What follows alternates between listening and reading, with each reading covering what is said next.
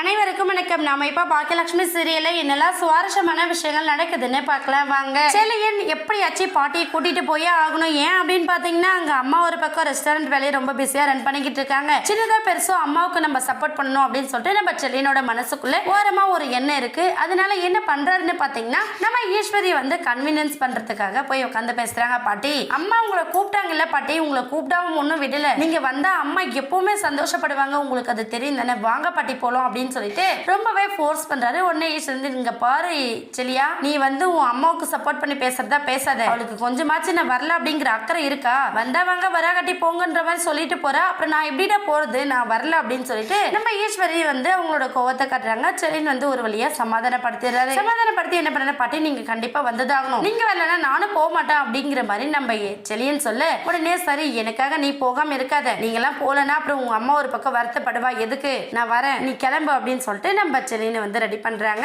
நம்ம செலியனுமே ரொம்ப ஹாப்பியா பாட்டி வராங்கன்னு சொன்னதுமே வீட்டுல இருக்கிற அத்தனை பேருமே நம்ம பாக்கியோட மெஸ்க்கு போலாம் அப்படின்னு சொல்லிட்டு பெர்ஃபெக்ட்டா ரெடி ஆயிட்டு இருக்காங்க. இன்னொரு பக்கம் பாக்கி என்ன பண்றாங்கன்னு பாத்தீங்கன்னா ரெஸ்டாரண்ட்ல எல்லா வேலைகளுமே இழுத்து போட்டு செஞ்சுட்டு இருக்காங்க. செஞ்சதோட மட்டும் இல்லாம வீட்டில் இருக்கிற எல்லாருமே எதிர்த்து தான் நான் இந்த மெஸ்ஸை ஆரம்பிக்கிறேன், இதுல எந்த பிரச்சனையும் இல்லாம ரன் பண்ணணும் அப்படிங்கிற மாதிரி நம்ம பாக்கியா ரெஸ்டாரண்ட்டுக்கான எல்லா ஏற்பாடுமே பண்ணிட்டாங்க. இப்ப இனாகரேஷனுக்காக வீட்டில் இருக்கிற எல்லாரும் வருவாங்க அப்படின்னு சொல்லிட்டு திறப்பு விழாவுக்கான எல்லா ஏற்பாடுமே பண்ணி முடிச்சுட்டு வெயிட் பண்ணிக்கிட்டு இருக்காங்க.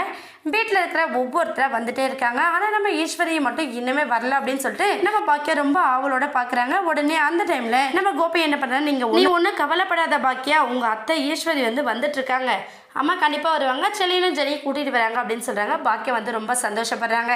சந்தோஷப்பட்டது மட்டும் இல்லாமல் எல்லாரும் வந்தால் நான் ரொம்ப சந்தோஷப்படுவேன், எனக்கு ஓகே தான், இனியாவும் வந்துட்டான்னா நம்ம ஃபங்க்ஷனை ஸ்டார்ட் பண்ணிடலாம் அப்படின்னு சொல்லிட்டு நம்ம பாக்கியா சொல்லிட்டு இருக்காங்க. ஆனால் நம்ம ஈஸ்வரி என்ன நினைக்கிறாங்கன்னா கண்டிப்பாக பாக்கியாவால் இனியோட வாழ்க்கைக்கு ஏதாச்சும் பிரச்சனை வந்துடுமோ அப்படின்னு சொல்லிட்டு ரொம்ப பயந்துட்டே இருக்காங்க.